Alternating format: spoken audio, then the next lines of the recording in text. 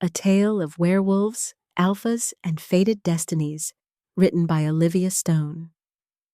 The blizzard hit the frozen wasteland like the wrath of an angry goddess, which Seraphina Frost thought was fitting because the moon goddess had certainly seemed angry with her for the past 24 years, especially the last 3 years she'd spent alone in this desolate wilderness where nothing grew and nothing lived except her and the occasional ice fox that was foolish enough to wander this far north into the lands that even the hardiest wolves avoided.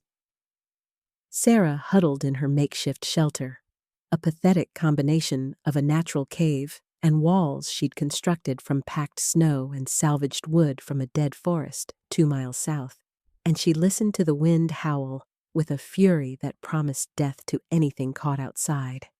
Which was ironic, because death had been following her like a loyal shadow since the day she was born, with hair the color of moonlight on fresh snow. Her long silver hair, which fell to the middle of her back in waves that caught whatever light managed to penetrate her dark shelter, was currently braided and tucked under a threadbare fur cloak that had seen better days, better years, really. And her pale skin, which had always been so translucent that people whispered she looked like a corpse that had forgotten to die, had taken on a bluish tinge from the cold that seeped through every crack in her shelter, despite the small fire she'd managed to keep burning in the center of the space.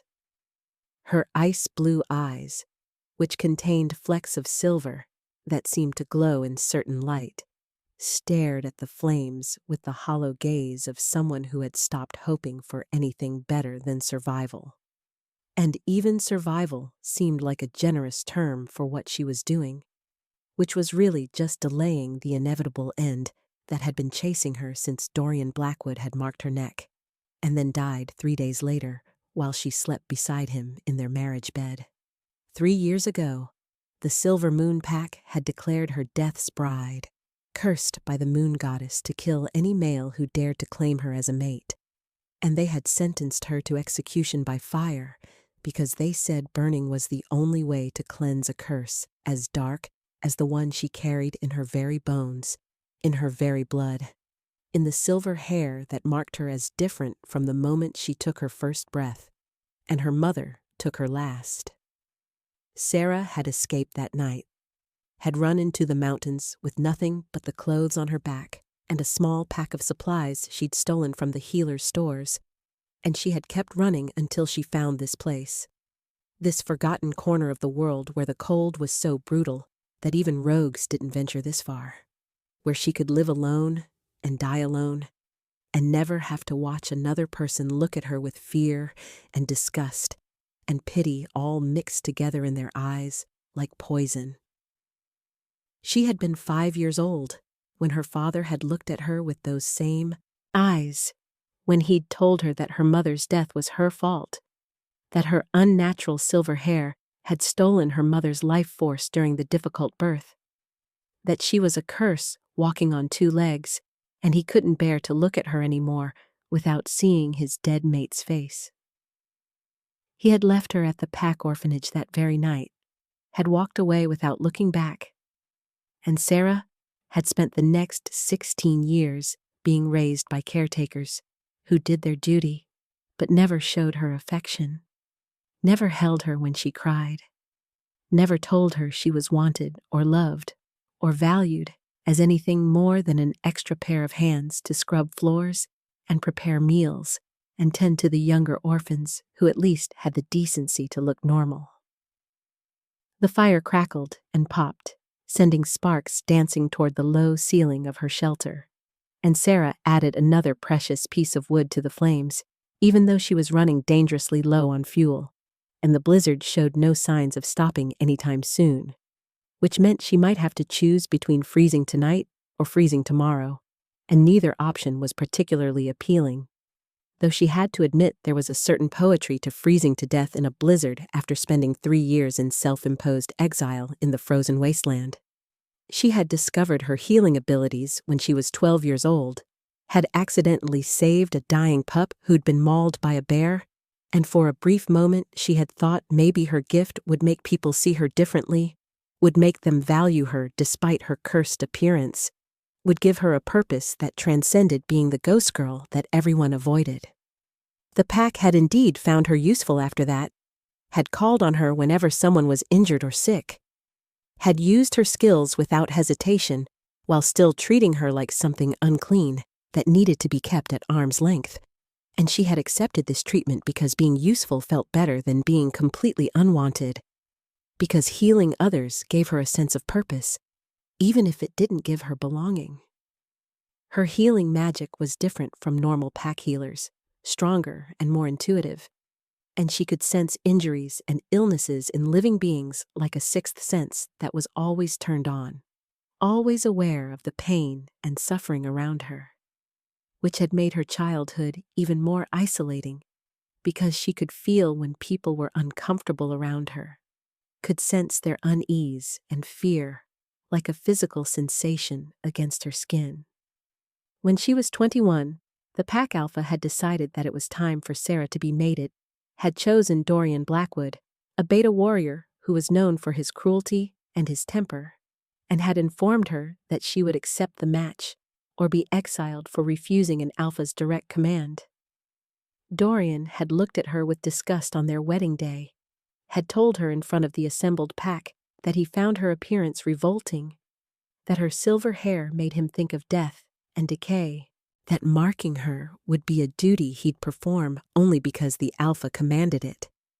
And then he had marked her brutally, viciously, biting down on her neck with enough force to make her scream, while the pack watched with expressions that ranged from pity to satisfaction that the ghost girl was finally being put in her place.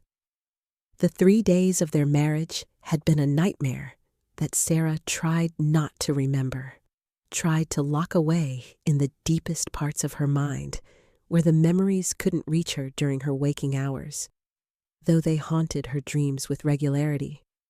And Dorian had used her body and her submission as an outlet for his anger at being forced to mate someone he considered beneath him, someone whose appearance made his skin crawl, someone he blamed for his own unhappiness and took that blame out on her flesh with fists and claws and teeth. On the 3rd night, Sarah had fallen asleep praying to the moon goddess for death, for release, for anything that would end the suffering. And when she woke the next morning, Dorian was dead beside her. His heart simply stopped beating during the night, and the pack healers had said it was unprecedented, unnatural, clearly the work of dark magic or a curse. The pack had turned on her immediately, had dragged her from the marriage bed still covered in Dorian's scent, had thrown her in a cell and called her a murderer, a curse, death's bride, who killed her mate through some evil power she must have been hiding all along. No one had listened when she'd tried to explain that she hadn't done anything, that she'd been asleep, that she didn't have any magic that could stop someone's heart, and the pack alpha had declared that she was too dangerous to live, that she needed to be executed before she could kill anyone else, and the execution had been scheduled for the next full moon, when her curse could be properly cleansed with fire and silver, and prayers to the moon goddess to forgive them for harboring such evil in their midst. Sarah had escaped 2 nights before the execution, had used her knowledge of the pack's patrol routes from years of being invisible and unnoticed, had slipped through the borders and into the mountains, and she had run until her legs gave out and her lungs burned, and she couldn't hear the sounds of pursuit anymore.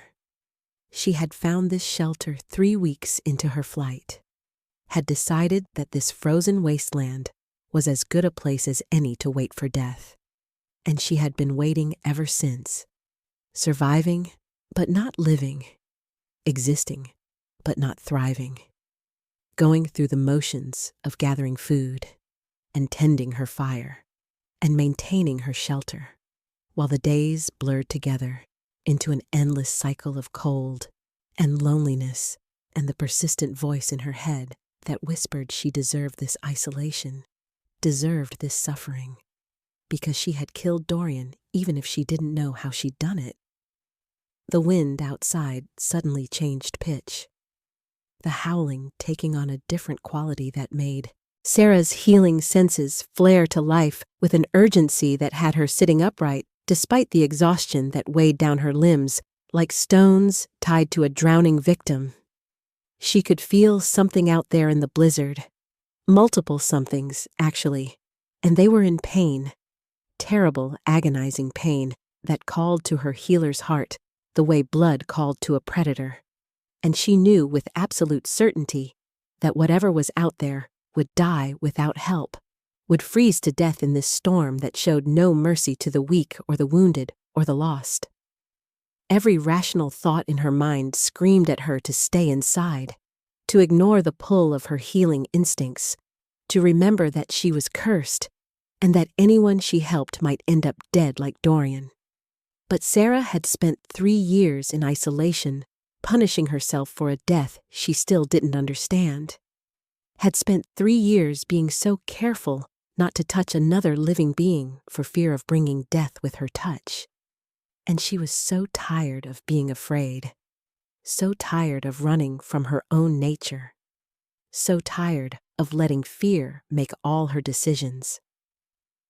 The scratching started then, weak and desperate against the packed snow walls of her shelter, accompanied by whimpering sounds that were distinctly canine, and Sarah found herself moving toward the entrance before she could talk herself out of it, before fear could override compassion, before she could remember all the reasons why opening her door to strangers in the middle of a blizzard was dangerous and foolish and likely to end badly for everyone involved. She pulled aside the hide that covered her entrance and immediately had to brace herself against the wall as wind and snow tried to force their way inside with the violence of a physical assault.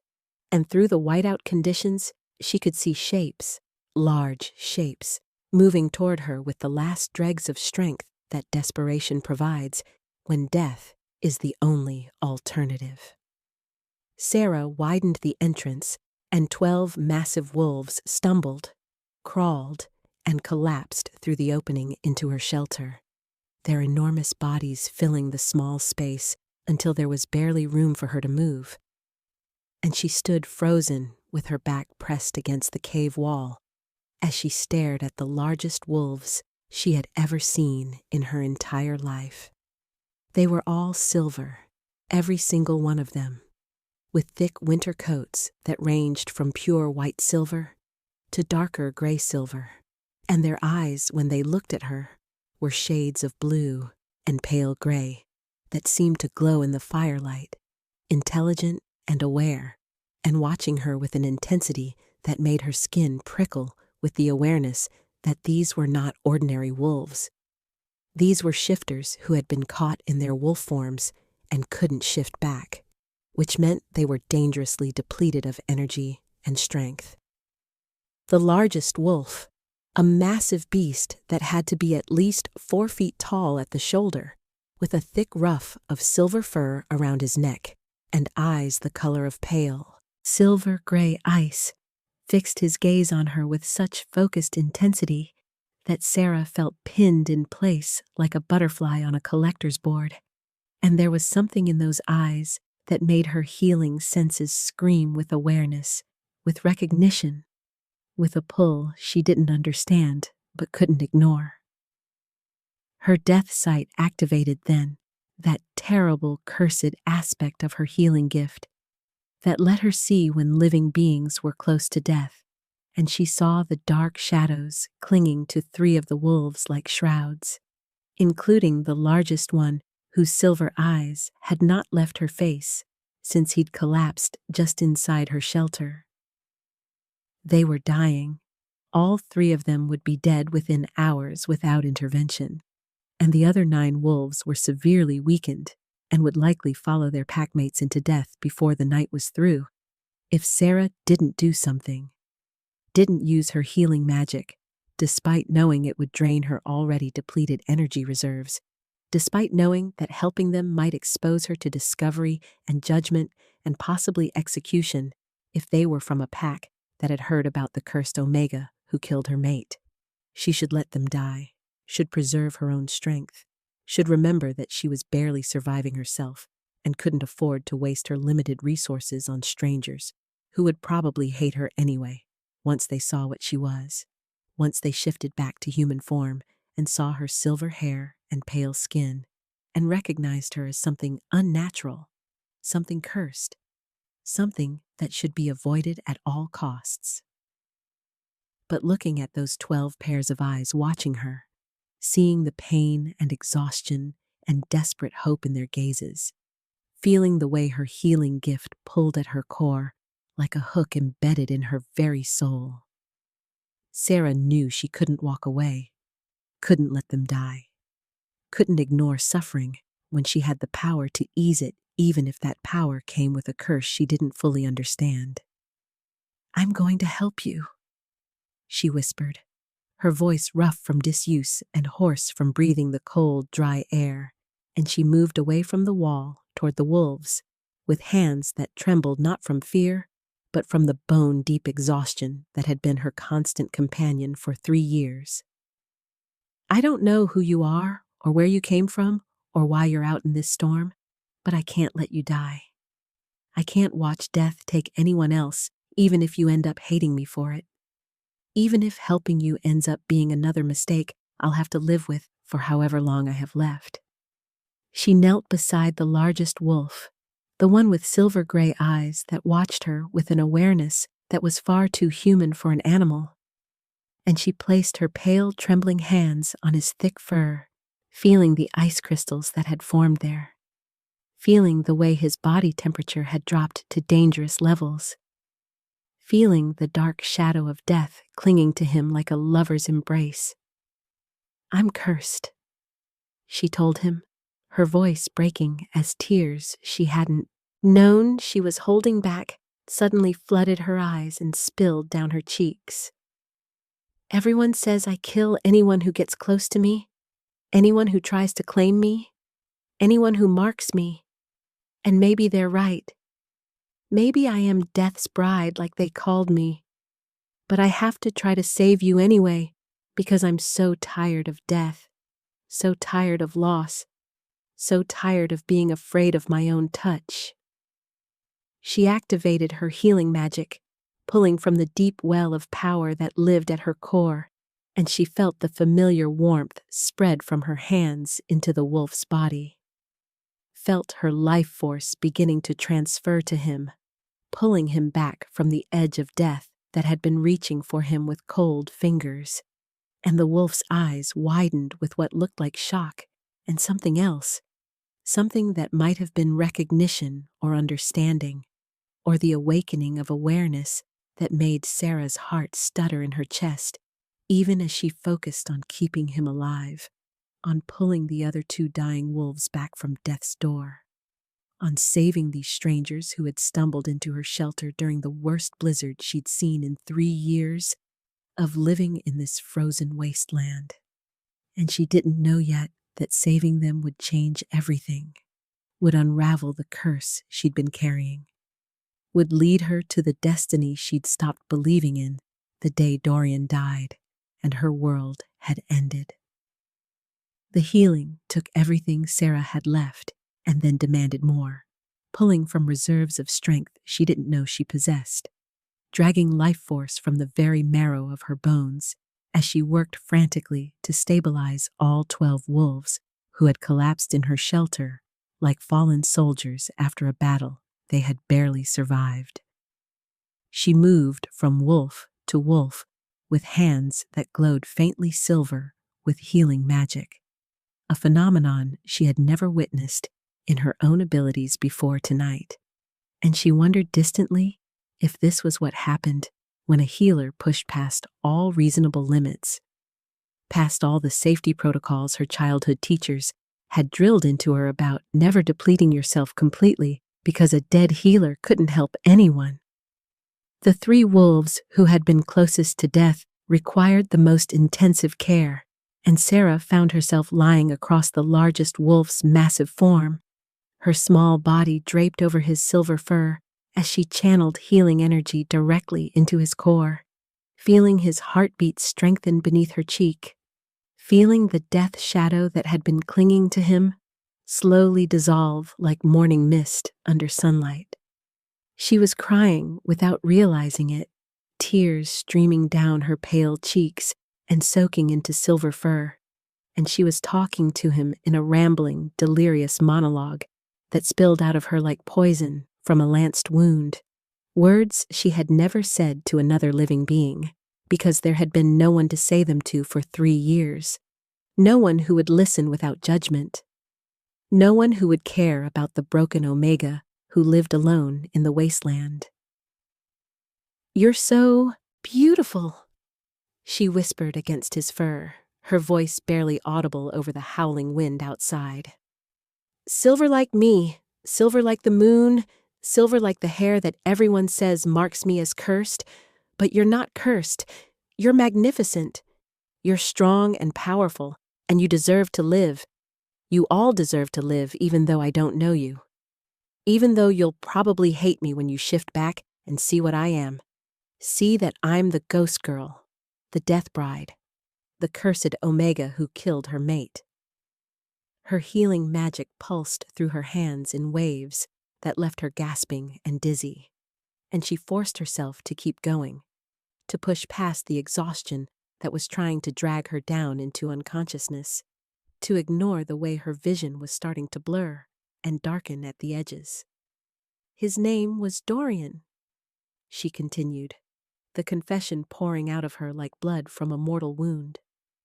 "Dorian Blackwood, and he was my mate for 3 days, 3 terrible days where he hurt me and used me and told me every day that I was disgusting, that my silver hair made him sick, that marking me was a punishment he didn't deserve, and I wanted him dead. I prayed for him to die. I begged the moon goddess to take him away from me, and then he died, and everyone said it was my fault, that I cursed him, that I killed him with dark magic I didn't even know I had." She sobbed against the wolf's shoulder, her hands still glowing with healing light, even as her strength faded like a candle burning down to nothing. "Maybe they were right. Maybe I did kill him somehow. Maybe wanting someone dead is enough to make it happen when you're cursed like I am. But I swear I didn't mean to. I swear I didn't know I could do that. I swear I would never deliberately take a life even though he took so much from me. Even though he broke me in ways I'm still not sure can be fixed." The largest wolf made a sound then, a soft whine that sounded almost like comfort, almost like understanding, and he shifted his massive head to look at her directly, his silver-gray eyes holding hers with an intensity that made something in her chest clench painfully. There was too much awareness in that gaze, too much intelligence and comprehension, and Sarah realized with a jolt of shock that cut through her exhaustion that he understood her, that he was conscious and listening and processing every word she was saying, which meant all 12 of these wolves were hearing her pathetic confession, her desperate rambling, her admission of guilt and shame, and the secret belief that maybe she really was a monster who deserved to die alone in this frozen wasteland. "You're awake," she breathed, fresh tears spilling down her cheeks as humiliation burned hot in her chest, despite the cold that permeated everything in her shelter. "You've been awake this whole time, listening to me fall apart like a broken child? And you must think I'm insane or weak or exactly as pathetic as Dorian said I was, and I'm sorry. I'm so sorry. You had to hear all of that. I'm sorry I touched you without permission. I'm sorry I'm cursed and dangerous and probably going to end up killing all of you just like I killed him." She tried to pull away, tried to put distance between herself and the wolf whose life she had just saved, but her body wouldn't cooperate, wouldn't respond to the commands her mind was desperately sending, and she realized with distant horror that she had pushed too far, had given too much, had depleted herself so completely that she couldn't even lift her own weight off this stranger's body. Her healing sense, that constant awareness of injury and illness that had been her companion since childhood, turned inward for the first time in years and showed her the damage she had done to herself in her desperate attempt to save these 12 wolves.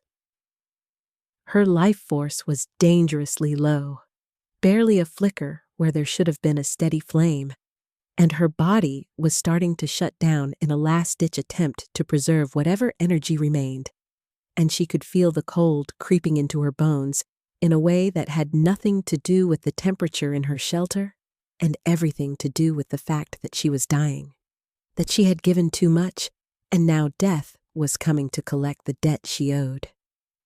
"I'm sorry," she whispered again, her eyes sliding closed despite her efforts to keep them open, despite knowing that falling asleep now might mean never waking up again.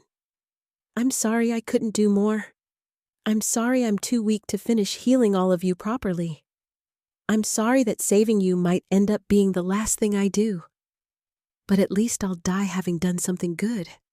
At least I'll die knowing I didn't let anyone else suffer when I had the power to help them, even if helping them cost me everything I had left."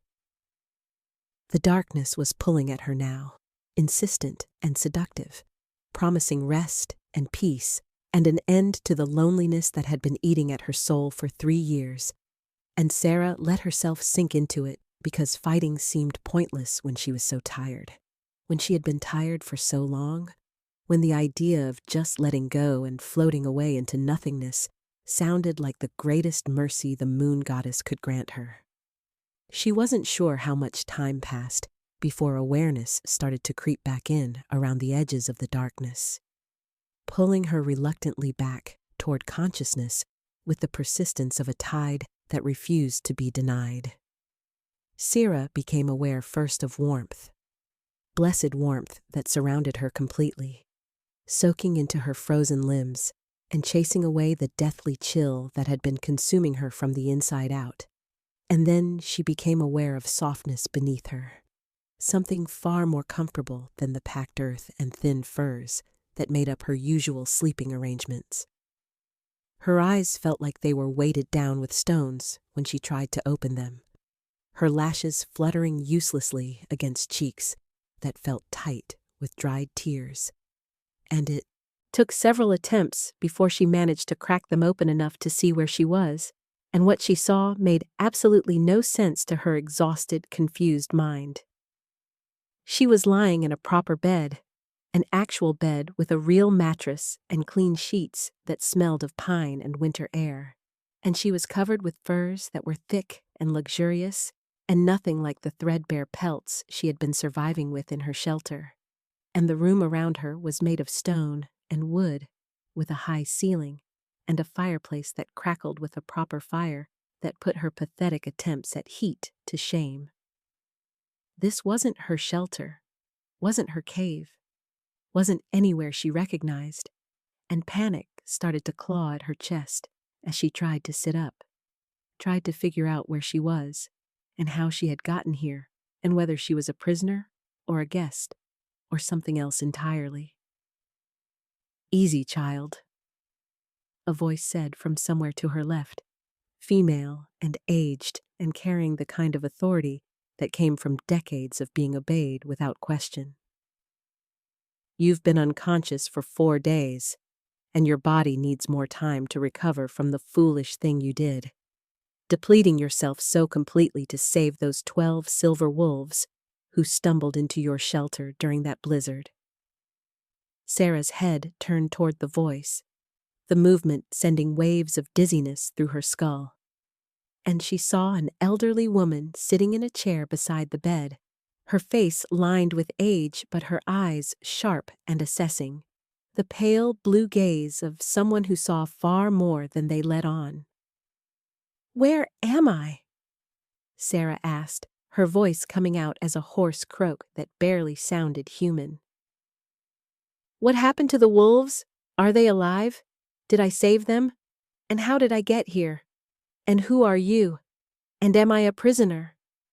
The questions tumbled out in a rush of panic and confusion, her heart racing as she tried to make sense of a situation that felt surreal, like something from a fever dream rather than actual reality. The old woman smiled, the expression transforming her weathered face into something almost gentle, almost kind, and she reached out to pat Sarah's hand with fingers that were gnarled with age, but steady and warm. "My name is Elder Nessa, and I'm the head healer of the Northern Crown Pack. And you, my dear child, are currently a guest in the Alpha King's palace, brought here by the 12 silver wolves you saved from certain death in that wasteland you've been calling home for the past 3 years." Sarah's mind tried to process this information and failed spectacularly, the words making no sense individually or as a collection, because she couldn't be in a palace, couldn't be a guest of an Alpha King, couldn't have been rescued by the same wolves she had saved, because that would mean they cared enough to bring her with them instead of leaving her to die alone like she deserved. "I don't understand," she whispered, fresh tears gathering in her eyes because she was so tired of crying, so tired of being weak and emotional, and breaking down every time something happened that she didn't expect. "Why would they bring me here? Why would an Alpha King care about a cursed Omega who lives alone in the wasteland? Why would anyone want me anywhere near their pack when I kill everyone who gets close to me?" Elder Nessa's expression shifted to something that looked like pity mixed with understanding, and she squeezed Sarah's hand gently before speaking in a voice that was firm but not unkind. "You're not cursed to kill, child. You're carrying a curse that was meant for someone else, and there's a very significant difference between those two things."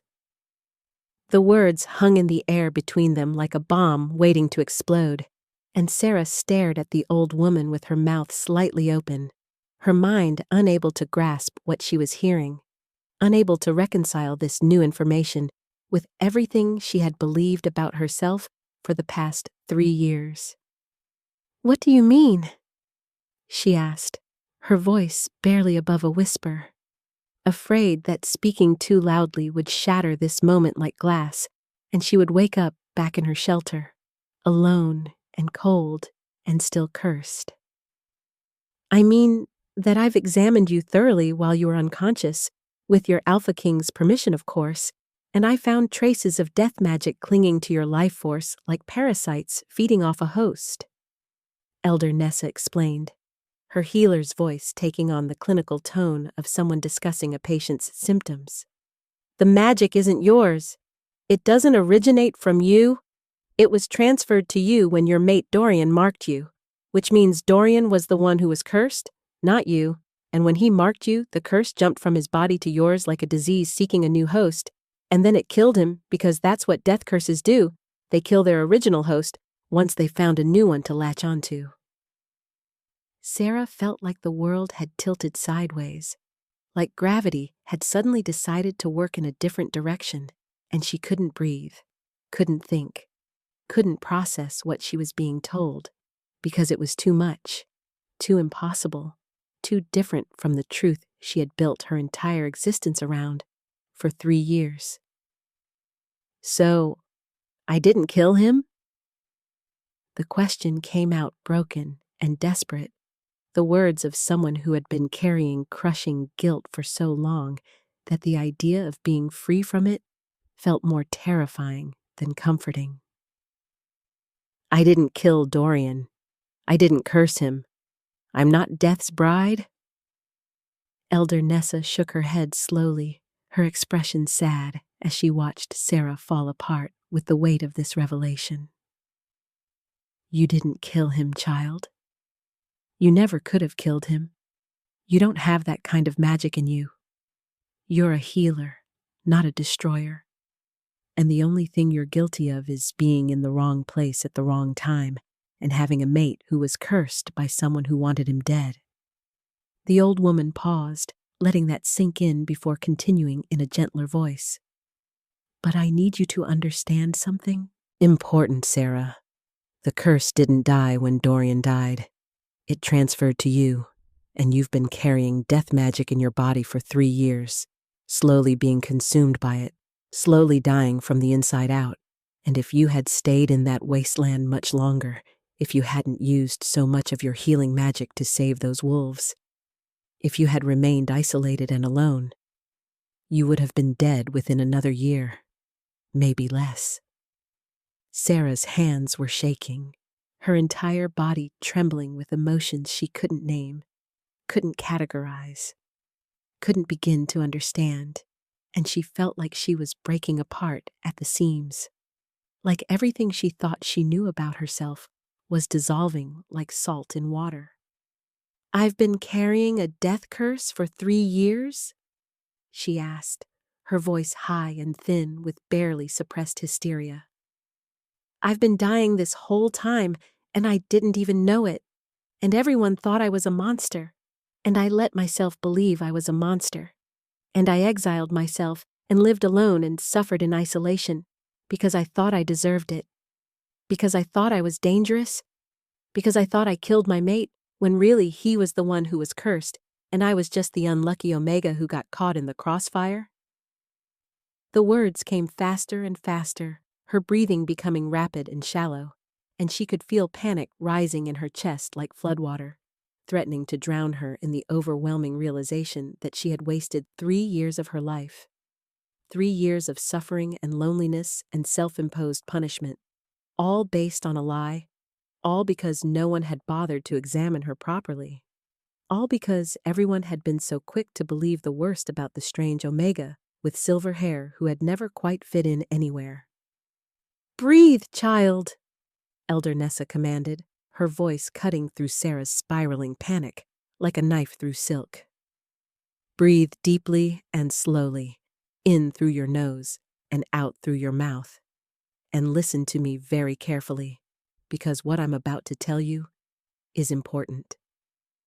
Sarah tried to obey, tried to force air into her lungs in something resembling a normal pattern, and she focused on the old woman's face, using it as an anchor to keep herself from spinning completely out of control. "The curse is still inside you," Nessa continued, her voice steady and calm despite the gravity of what she was saying.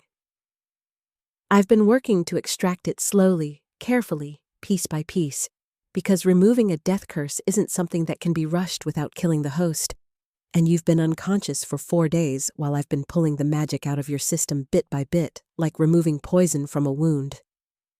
The healer leaned forward, her pale blue eyes intense and focused. "I've removed about 60% of the curse so far, and I can remove the rest over the next week if you're willing to endure the process, which I'm told is quite painful, though you've been unconscious for the worst of it. But there's something you need to know before you decide whether you want me to continue."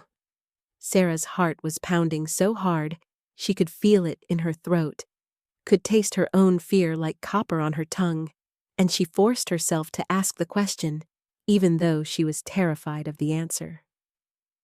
"What do I need to know?" Elder Nessa's expression became grave, almost sorrowful, and she took Sarah's hand in both of hers, holding it firmly as if to ground her for what was coming next. "The Alpha King, there on Shadowfang. He's the one who carried you out of that wasteland, who held you in his arms for the entire 3-day journey back to the palace, who sat beside your bed while you were unconscious and refused to leave even to attend council meetings, and he's also the one who's been cursed for 9 years by the same witch who cursed your mate Dorian." The room seemed to spin around Sarah, the walls closing in as she processed this new information, and she heard herself ask in a voice that didn't sound like her own, "What does his curse have to do with mine?" Nessa's grip on her hand tightened almost painfully, and the old woman's voice was heavy with the weight of knowledge she clearly wished she didn't have to share. "His curse says that he will find his true mate, but she will fear his touch, and he will earn her trust only to watch her die in his arms unless he breaks the cycle of death she carries. And the only way to break a death curse, child, is for the cursed person to be marked by their true mate while both parties choose each other freely, without fear, without obligation, without any force or coercion. And if the bond is accepted with pure intention and genuine love, the curse shatters and both parties are freed. Sarah felt like she had been punched in the chest, all the air leaving her lungs in a rush that left her gasping and dizzy. "You're saying the Alpha King is my true mate?" The question came out strangled and disbelieving. "You're saying that the enormous silver wolf I poured my life force into, the one I confessed everything to while he was conscious and listening, the one who heard me call myself a monster and a curse and death's bride, he's supposed to be my destined mate?" Elder Nessa nodded slowly, her expression sympathetic but firm. "He recognized you the moment he saw you, felt the mate bond snap into place, even though you were too weak and too drained to feel it yourself, and he's been waiting for you to wake up, waiting for me to tell you the truth about your curse, waiting for you to decide what you want to do with this information." Sarah pulled her hand away from the healer's grasp, wrapping her arms around herself as if she could physically hold the pieces of her breaking heart together. "I can't," she whispered, shaking her head frantically, silver hair falling around her face like a curtain she wanted to hide behind. "I can't be anyone's mate. I can't let anyone mark me. I can't risk killing another person, and especially not an Alpha King. Especially not someone whose pack needs him, especially not someone who's already been cursed for 9 years because of me." Her voice rose with each word, hysteria creeping back in around the edges. "Don't you see? This just proves I'm cursed. This proves I'm dangerous. This proves that everyone who said I should die alone was right, because now there's an Alpha King who's been suffering for 9 years waiting for me, and the only way to save him is for him to mark me. But what if it doesn't work? What if the curse doesn't break? What if I kill him just like I killed Dorian? What if—" The door to her room burst open with enough force to make Sarah jump and cut off her spiraling words, and a man entered who was so large, so imposing, so absolutely commanding in his presence that Sarah instinctively tried to make herself smaller, tried to curl into the bed and disappear. He was tall, easily over 6 feet, with broad shoulders and a warrior's build, and his hair was silver, the same shade as the largest wolf's fur, the same shade as her own hair, and his eyes were pale silver gray and fixed on her with an intensity that made her feel like she was being seen, truly seen, for the first time in her entire life. "Sarah?" he said, and his voice was deep and rough and carried the kind of authority that made her wolf instincts want to bare her throat in submission, even though she had never submitted to anyone in her life. Not willingly, not without being forced. "My name is Theron Shadowfang. I'm the Alpha King of the Northern Crown Pack, and I need you to listen to me very carefully, because I'm only going to say this once." He crossed the room in 3 long strides, moving with a predator's grace that should have been impossible for someone his size, and he knelt beside her bed so that his eyes were level with hers, so close she could see the silver flecks in his irises that matched the ones in her own eyes. "You are not cursed. You are not a monster. You are not Death's bride. And you did not kill your mate," he said, each word enunciated clearly, as if he was afraid she wouldn't understand him otherwise. "You are a survivor who has been carrying a burden that was never yours to bear, and I am asking you, not as an Alpha King, but as a man who has been waiting 9 years to find you, to give me a chance to prove that you are exactly what I've been searching for, exactly what my pack needs, exactly what my heart has been waiting for since the day the witch cursed me with the knowledge that my mate existed, but I wouldn't be able to claim her until I saved her from herself." Sarah stared at him, her ice blue eyes wide with shock and fear, and something that might have been desperate hope trying to claw its way through layers of trauma and self-hatred, and she opened her mouth to respond, to tell him he was wrong, to tell him she was too dangerous, to tell him to leave her alone before she destroyed him, like she destroyed everything she touched. But before she could speak, before she could push him away, before she could retreat back into the safety of her self-imposed isolation, Theron reached out and gently, so gently it made her chest ache, brushed a strand of her long silver hair away from her face, and the touch of his fingers against her skin sent a jolt of electricity through her entire body, a sensation that was warm and right and terrifying in its intensity, and she realized with horrible, wonderful, devastating clarity that she could feel it, could feel the mate bond that Elder Nessa had said was there, could feel the pull toward this silver-haired Alpha King who was looking at her like she was something precious instead of something cursed. "I felt you dying," Theron said softly, his hand still hovering near her face as if he wanted to touch her again, but was restraining himself. "I was 3 days away when I felt your life force starting to fade, felt the mate bond pulling at me with such urgency that I shifted and ran through that blizzard without stopping, without resting. Because I knew if I didn't reach you in time, you would die alone in that wasteland, thinking you were a monster, and I couldn't let that happen. I wouldn't let that happen. Because you are mine, Sarah Frost. You are my mate and my future, and the woman I've been cursed to find. And now that I've found you, now that you're here in my palace, alive and safe, and being freed from the curse you've been carrying, I need you to understand that I'm not letting you go. I'm not letting you run back to that wasteland. I'm not letting you exile yourself again because you're afraid of what you might be capable of doing."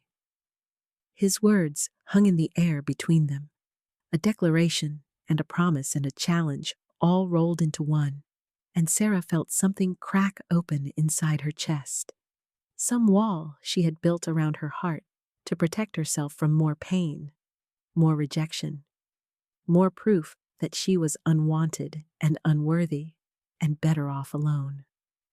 Tears spilled down her cheeks as she looked at this Alpha King with silver hair and silver eyes who claimed she was his mate, who said he had been waiting 9 years to find her, who had run through a blizzard to save her life, even though she was a stranger covered in blood and barely breathing in a shelter made of snow and desperation, and she wanted to believe him, wanted to trust him, wanted to let herself hope that maybe, just maybe, she could have something more than loneliness and suffering and the slow death she had been courting for 3 years. But the fear was still there, coiled tight in her stomach, like a snake waiting to strike, whispering that trusting him would end in disaster, that letting him close would get him killed, that she was cursed and dangerous and destined to destroy everyone who tried to love her. And she heard herself whisper the words that had been carved into her soul by 3 years of isolation and guilt. "You'll regret marking me."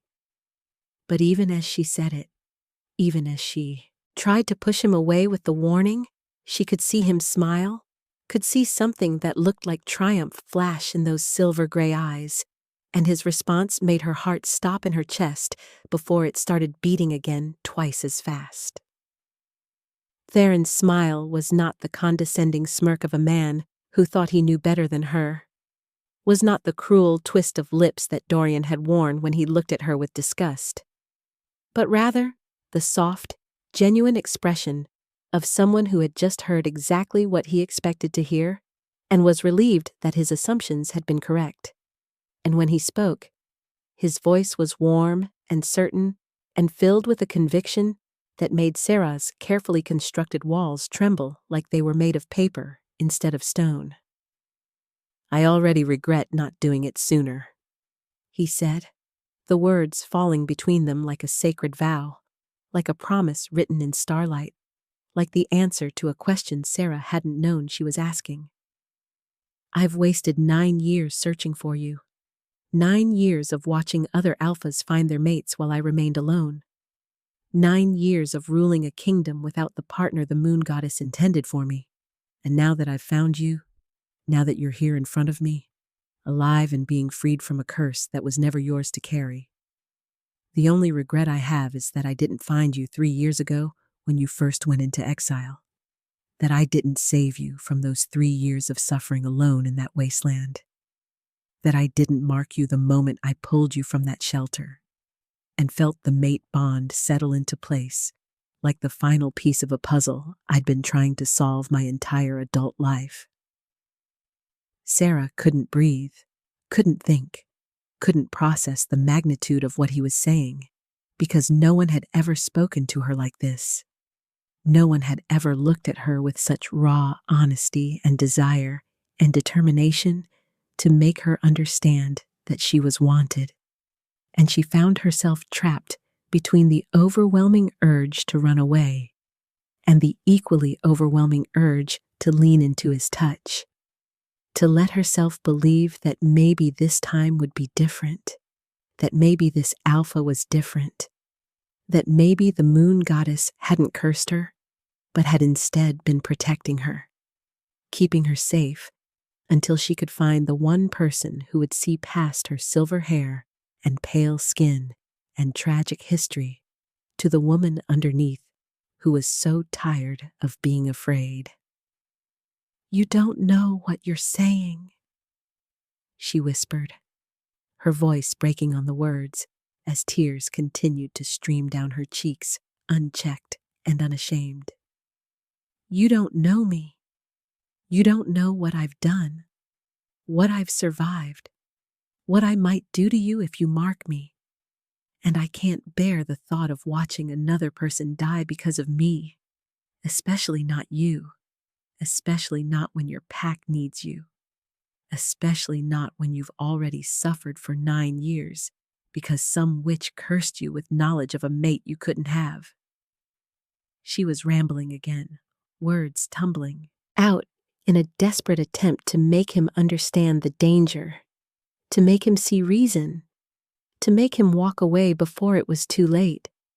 But Theron just listened with infinite patience, his silver gray eyes never leaving her face, never showing disgust or irritation or anything except understanding and compassion and a determination that was almost frightening in its intensity.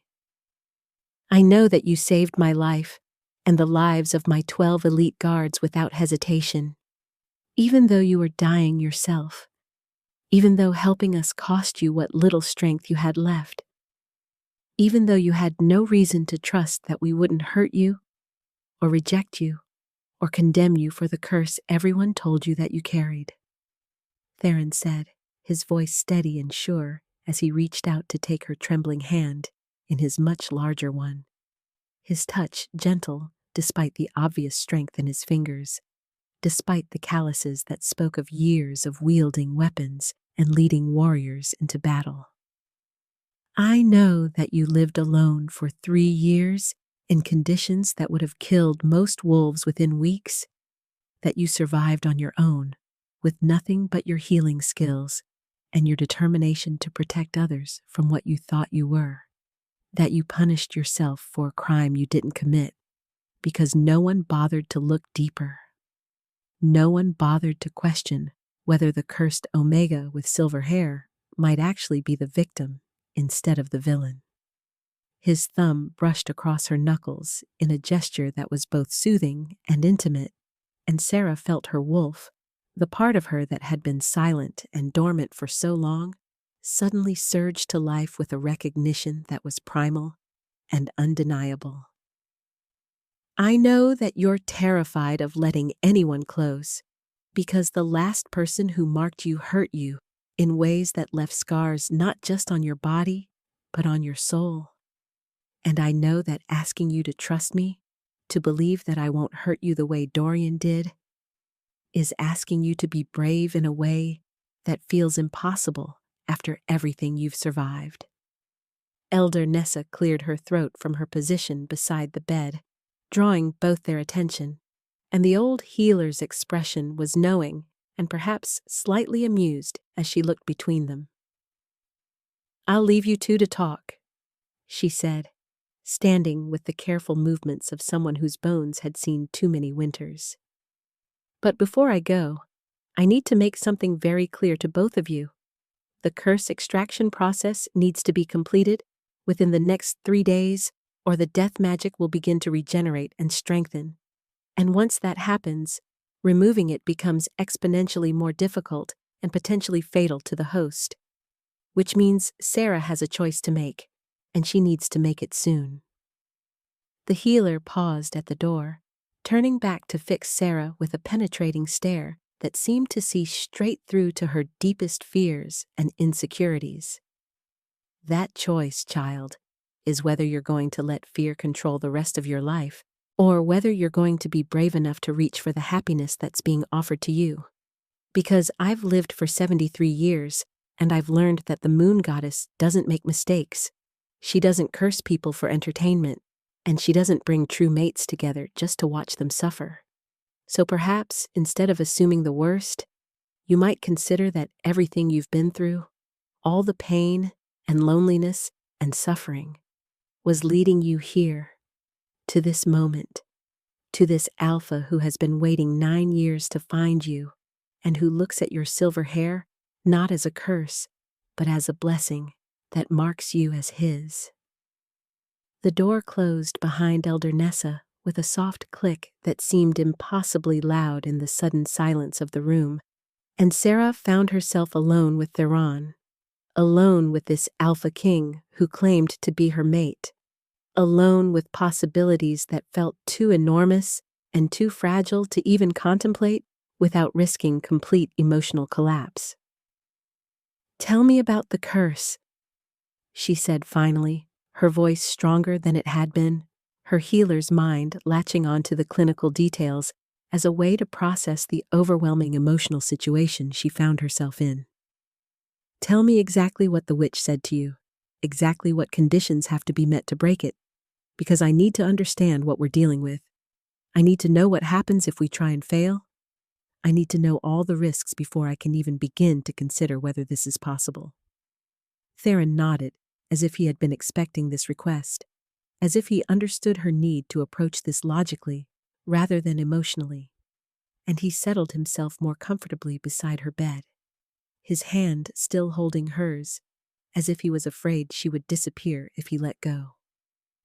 "9 years ago, when I was 18, my parents were killed by a dark witch named Morgana, who wanted our territory and thought that killing the alpha pair would leave the pack vulnerable and easy to conquer."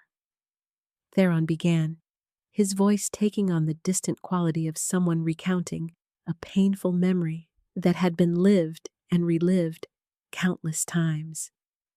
"I tracked her down, challenged her, and killed her in single combat, but not before she managed to curse me with her dying breath, and the curse she laid on me was specific and detailed and designed to cause maximum suffering over the longest possible time."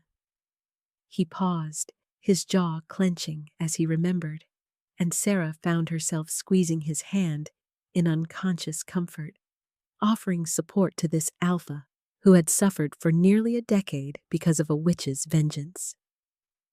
"She said I would find my true mate, that I would recognize her immediately, that the bond would be undeniable and perfect, but that my mate would carry death inside her, would fear my touch, would believe herself to be cursed and dangerous, and that the only way to break both our curses would be for her to choose me freely, without fear, without coercion, with genuine trust and love.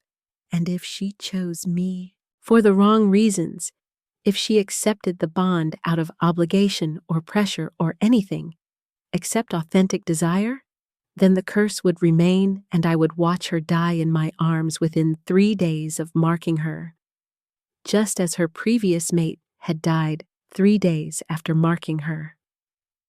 The room seemed to close in around Sarah as she processed this information, as she understood with terrible clarity that the witch had designed a curse that was almost impossible to break. Because how could someone who had been traumatized and broken and convinced of their own cursed nature ever reach a point of choosing freely without fear? How could someone like her, who had spent 3 years punishing herself for a death she didn't cause, ever trust enough to let someone mark her without the constant terror that she would kill them? So, if I choose you because I feel obligated, because you saved my life, because your pack needs a Luna, because I'm grateful or guilty or anything except genuinely wanting to be your mate, then the curse stays and you die," Sarah said slowly, her mind working through the implications with the methodical precision of someone who had learned to analyze problems from every angle.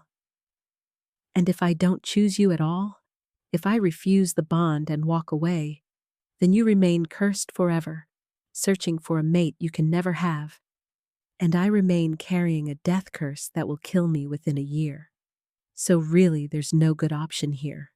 There's no scenario where both of us get to live happily ever after, without someone suffering or dying or remaining cursed for the rest of their life." "Or," Theron said, his voice soft but intense, his silver-gray eyes holding hers with an unwavering gaze that made her feel like he was looking into her very soul, "you could consider the possibility that the moon goddess brought us together because we're meant to save each other, that your curse and my curse are two halves of the same twisted spell, and that breaking them requires exactly what the witch feared most, which is two broken people finding each other and choosing to be vulnerable, choosing to trust, choosing to believe that love can be stronger than fear, and that sometimes the bravest thing you can do is let someone in even when every instinct tells you to keep them at arm's length." He shifted closer, his free hand coming up to cup her face with a gentleness that made her breath catch in her throat, his thumb brushing away tears that she hadn't realized were still falling. "I'm not asking you to decide right now. I'm not asking you to mark me tomorrow or even next week.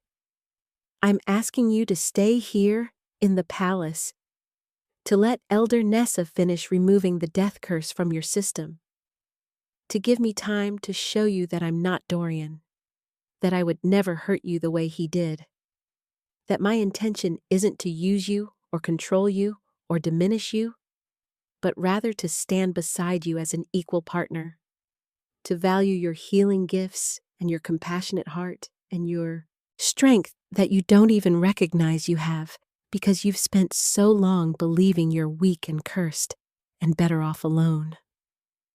Sarah wanted to argue, wanted to list all the reasons why this was a terrible idea, why she should leave now before she got too attached, why trusting him would end in disaster. But looking at his face, seeing the sincerity in his eyes, feeling the mate bond that hummed between them like a living thing, she found that the arguments died in her throat before she could voice them, and what came out instead was a confession that she hadn't meant to make. "I'm terrified," she whispered, her voice raw and honest and stripped of all pretense. "I'm terrified of letting you close, terrified of believing that this could work, terrified of failing and watching you die because I wasn't brave enough, or strong enough, or healed enough to choose you the right way, and I'm terrified that even if I do everything right, even if I overcome my fear and choose you with my whole heart, the curse will still win because I'm fundamentally broken, and some things can't be fixed, no matter how much you want them to be."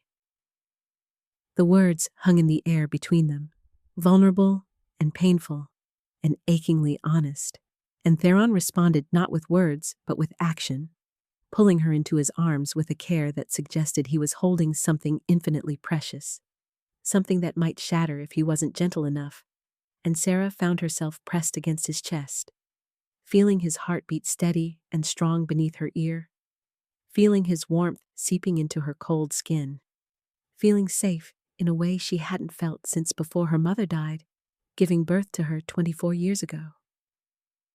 Then be terrified, Theron murmured into her silver hair, his voice rumbling through his chest in a way that was both comforting and intimate. Be terrified and stay anyway. Be scared, and let me prove to you that you're worth fighting for. Be broken, and let me show you that broken things can be mended when they find the right person to help hold the pieces together.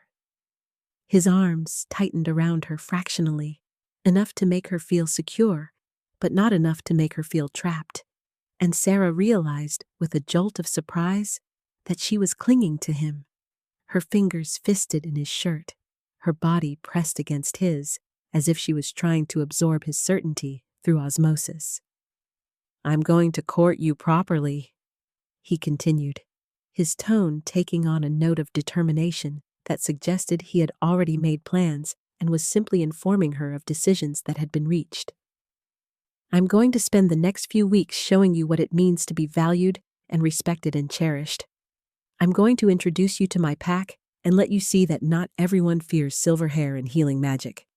I'm going to give you space when you need it and support when you ask for it. And I'm going to be patient while you figure out whether you can trust me enough to take the risk of accepting the mate bond. Because I've waited 9 years, Sarah, I can wait a few more weeks or months if that's what you need to feel safe enough to choose me. The weeks that followed were unlike anything Sarah had experienced in her entire life, filled with gentle courtship and careful consideration, and the slow, tentative building of trust between two people who had both been broken by circumstances beyond their control. Theron was true to his word, giving her space to heal while the elder Nessa completed the curse extraction process, which was every bit as painful as the healer had warned, but made bearable by Theron's presence, by his hand holding hers through the worst of it, by his quiet encouragement and unwavering support.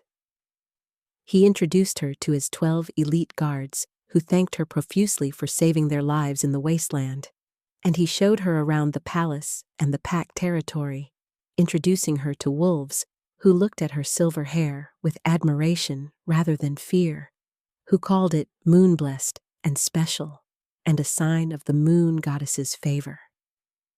He courted her with wildflowers gathered from the mountain meadows and long walks through the ice gardens, where he told her stories about his childhood and his parents and the weight of ruling a kingdom alone, and Sarah found herself opening up in return, sharing memories of her own difficult childhood and her years in exile, and the crushing loneliness that had been her constant companion. She helped in the pack's healing ward, using her gifts to tend to the sick and injured, and she discovered that healing others without fear of being condemned for her abilities was liberating in a way she hadn't anticipated, that being valued for her skills, rather than tolerated despite them, made her feel like maybe she could belong somewhere after all. On the night of the full moon, 3 weeks after she had woken in the palace, Sarah found herself standing in Theron's private chambers, with her heart pounding and her hands shaking, and a certainty in her chest that felt both terrifying and right. I've made my decision, she said, her voice steady despite her nerves, despite the fear that still lingered in the corners of her mind, like shadows that refused to be completely banished by the light. I've watched you lead your pack with wisdom and compassion. I've seen how you treat the weakest members with the same respect you show your strongest warriors. I've felt how patient you've been with me, never pushing, never demanding, always giving me the choice to accept or reject your courtship. And I've come to understand that what we have between us isn't just a mate bond mandated by fate, but a genuine connection built on mutual respect and understanding, and the kind of love that grows slowly but roots deeply. She took a step toward him, then another, closing the distance between them with deliberate intent. and she reached up to cup his face the way he had cupped hers that first day, her pale fingers trembling against his jaw. "I choose you, Theron Shadowfang, not because the moon goddess says we're mates, not because you're an alpha king who needs a Luna, not because I'm grateful that you saved my life, or because I feel obligated to help break your curse, but because in these past 3 weeks, you've shown me what it means to be truly seen and valued and loved. And I want that. I want you. I want to build a life together where we're partners and equals, and where my past doesn't define my future." The words had barely left her lips before Theron was kissing her, his mouth claiming hers with a passion that had been carefully restrained for weeks, and Sarah felt the mate bond flare between them like wildfire, warm and golden, and absolutely right in a way that made her previous marking with Dorian seem like a pale shadow of what a true mate bond should feel like. They made love with the desperate intensity of two people who had been waiting their entire lives for this moment, and when Theron's teeth finally sank into her neck, marking her as his mate before the moon goddess and sealing their bond for all eternity, Sarah felt both curses shatter simultaneously. The death magic that had been slowly killing her for 3 years exploding outward in a burst of black smoke that dissipated into nothing, and the witch's curse that had been tormenting Theron for 9 years, breaking apart like chains made of glass. The mate bond settled into place perfectly, warm and secure and pulsing with a life force that was entirely their own, and Sarah found herself laughing and crying at the same time, overwhelmed with relief and joy and the bone-deep knowledge that she was finally free, finally home, finally exactly where she was meant to be. Years later, when young Omegas would come to Luna Sarah with stories of being rejected or cursed or convinced of their own worthlessness, she would take their hands in hers and tell them about the silver-haired girl who lived alone in a wasteland for 3 years, who saved 12 wolves during a blizzard even though she thought she was cursed, who found her true mate in an alpha king who had been waiting 9 years to find her, and who learned that sometimes the things we think are curses are actually blessings we haven't learned to recognize yet. She would tell them that being different isn't the same as being wrong, that surviving trauma doesn't make you broken beyond repair, that the right person won't fear your darkness but will help you carry it until you're strong enough to transform it into light, and she would encourage them to be brave enough to choose love even when fear seems safer, to trust that the moon goddess has a plan even when that plan is hidden, to believe that their worthiness isn't determined by other people's inability to see their value. And standing beside her would be Theron, still looking at her with the same love and devotion he had shown that first day when he knelt beside her bed and told her she was exactly what he had been searching for, and their twin pups with silver hair and ice blue eyes would play at their feet, living proof that curses can be broken and that true mates can overcome any obstacle when they choose each other freely and love each other fiercely and refuse to let fear win. If you enjoyed Seraphina and Theron's story of breaking curses and finding true love despite impossible odds, please subscribe to this channel for more werewolf romance tales featuring powerful alphas, healing omegas, fated mates, and bonds that transcend trauma and fear. Hit the notification bell so you never miss an upload, because I have so many more stories to share about wolves who find their destiny in the most unexpected places. Leave a comment below telling me what you thought of this story, which moment resonated most with you, whether you believed Sarah would overcome her fear, and what kind of werewolf romance you'd like to see next, because your feedback and support mean everything to me and help me create the content you want to see. Thank you for reading, for investing your time in Sarah and Theron's journey, for believing that even the most broken hearts can heal when they find the right person to help hold the pieces. And I'll see you in the next story, where another Alpha and Omega will discover that fate has plans they never could have imagined.